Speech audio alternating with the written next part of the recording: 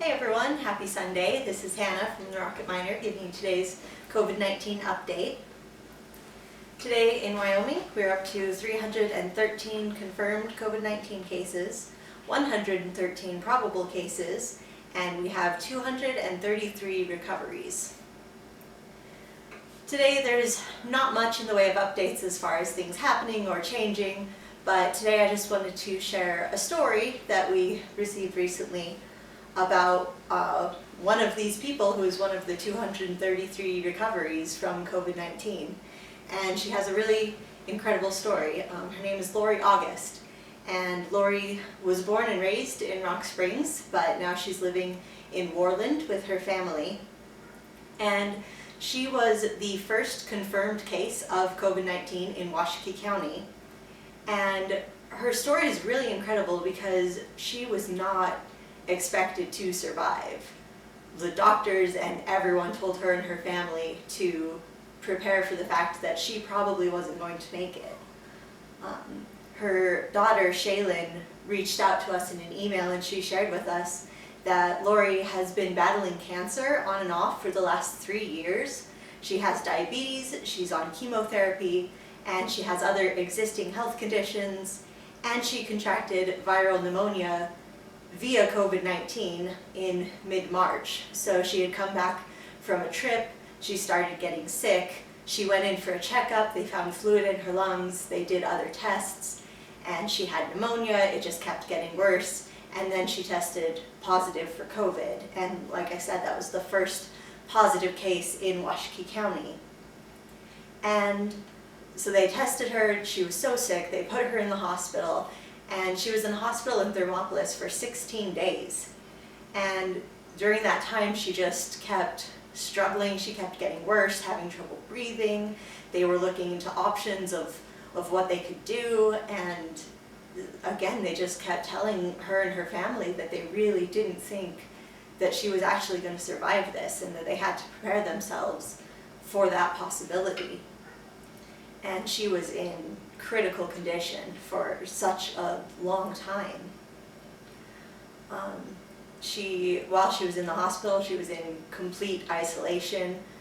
Even the doctors and nurses were trying to limit how much they went into her room so that she didn't have too much contact with anybody else. She could only talk to her family through FaceTime. She could wave at them through her hospital window, but that was the only contact she could have with them.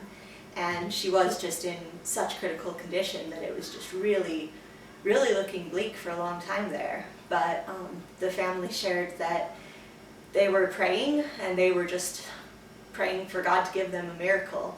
And both Lory and Shaylin said that they just felt peace and just had this spiritual peace about the situation and about whatever was going to happen.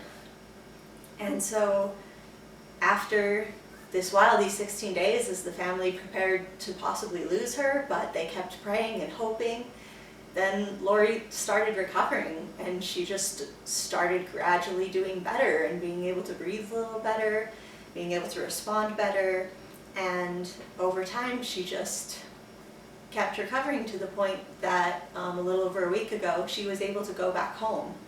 And when she went home, she still had to stay quarantined and be really careful about what she was doing, but she went home, she was recovering, and as far as I know, she continues to recover and to do well. And the family has been just reaching out and sharing this story because they said that they want to encourage people with this good news. They said that they want everyone to know the story, and they want everybody, especially people who are sick, to take heart. And they said to understand that even now, in a time like this, with a disease like this, there's still hope. And I was just so encouraged by Lory and her story and their family, and just the hope and the joy that they have and are sharing with other people to try to encourage and help them. There was an awesome story about Lory and about this whole experience and the family through it that was written by the Casper Star-Tribune, and we shared that story through the Wyoming News Exchange. We have that on our website, so you can go read the story there to read more details about Lory and her family and going through this process and this time. It's a really, really awesome, inspiring story.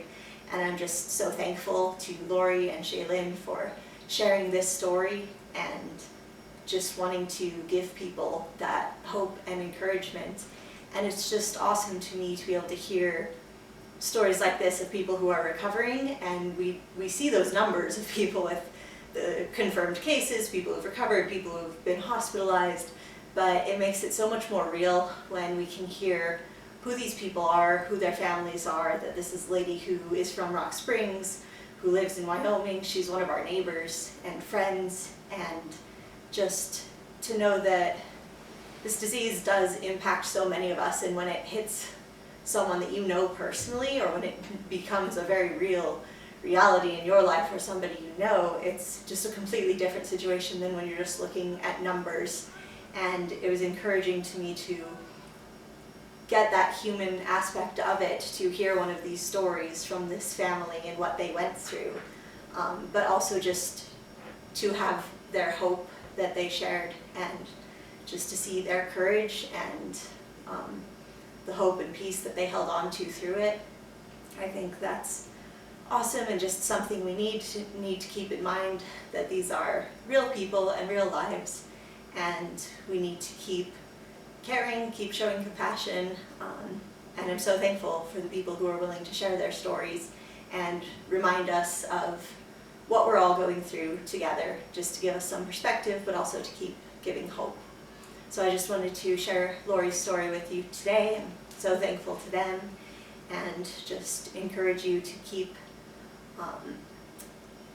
perspective in mind when you look at the numbers. Keep remembering that these are real people and real lives, and we need to be as compassionate and caring as possible through this whole situation, and just to support each other as a community, and to keep sharing encouraging stories of hope and recovery so that we can all keep getting through this together.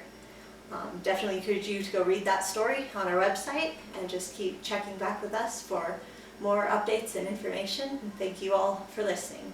Have a good evening.